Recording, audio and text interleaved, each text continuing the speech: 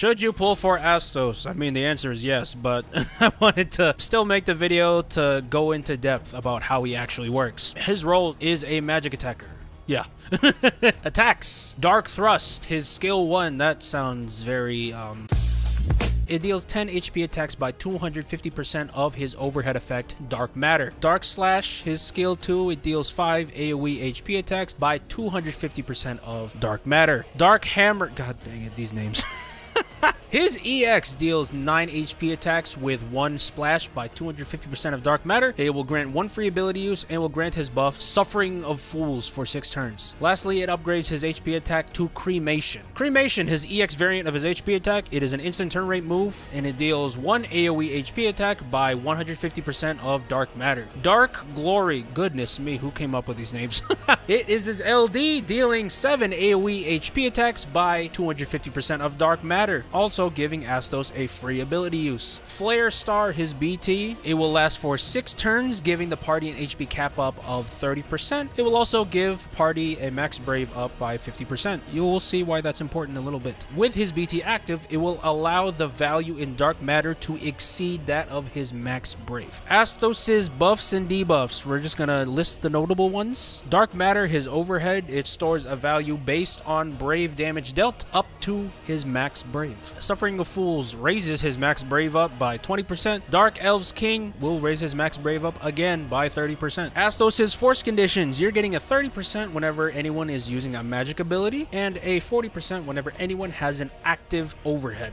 Astos' pros, he's probably the greatest Opera Omnia unit to ever exist. If I'm wrong and somehow Leonora is now the greatest DFFOO unit to ever exist, I don't know, let me know in the comments below. I still think he's the greatest to ever do it. Let's get into why he's the greatest. Well, starting off with the small stuff, besides his BT finisher, all of his attacks do not consume his brave. You're just going to be storing it, and you're never going to actually use up any of it. And because his brave is almost always topped off, and because Astos' brave is almost always topped off, he's pretty much going to be dealing max HP attacks every single time, even without support. Second off, his FR is pretty damn easy. It's pretty accessible because most people have an overhead, and there are a plethora of magic units to use in Opera Omnia. You're definitely not going to run out of good companions to put with Astos. However, the reason why everyone is saying that Astos is God is because of his damage. With his BT effect, it elevates his damage, which is already good by itself, to God mode. And if you've seen some of the showcases with him, his burst phases have dealt somewhere from 400 million to even 1 billion damage. And lastly, objectively wise, the biggest pro of Astos' entire kit, his theme is so saucy, dude. Like, oh my goodness. Call me Ayaz, because I'm playing his theme on replay. I was almost tempted to stop using Jack Garland's theme and use Astos' theme instead. It's so good, bro. Alright, moving on to Astos' cons. And yes, these are very valid, definitely substantiated cons that I've made here. Case in point, if you guys have played with action replays, if you guys have played with cheat codes before in video games, you know constantly playing in God mode becomes very boring. Like, it's cool to have, and it's cool to have as a cheat code whenever you're very frustrated with a fight and you just want to get over it. That's where you bring God mode in. To use God mode all the time as your go-to, to do every single Shinryu, and to clear it with almost no effort at all, it turns everyone to One Punch Man. You exert no effort, and then the enemy is dead. I myself am going to be still building him and pulling for him, but if my experience with him is going to be anything similar to my experience with Jack Garland, I'm probably not going to use him that much. That's not saying that he isn't good. The opposite, in fact. He's too good. And also, whenever you're using Astos, if you manage to still lose with him, if I see you on my block, on my street, I'm going to pretend you don't exist. Because how you lose with Astos in your team, that makes no sense. Alright, I'm joking, I'm exaggerating, obviously, okay? The third con for Astos, perfectly valid by the way, is someone probably got fired when JP made him. No, like seriously. The dude is not balanced at all.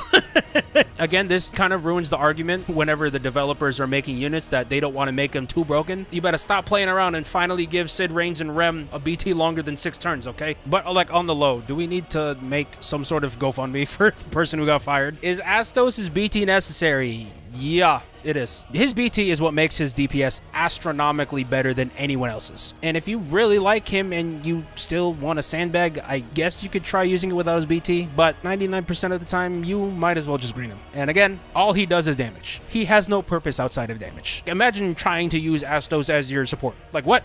No. The only support he gives is in time saving for boss fights. That's all he supports. My should you pull rating for Astos. This might be one of the only times, if not the only time, that I give this rating ever in this channel. I am giving Astos a should you pull rating of God. If I put him in the SS category, that kind of devaluates how good he is as a unit. He really is on another plane by himself. Thank you guys so much for watching with me. I will see you guys in the next video. Bye!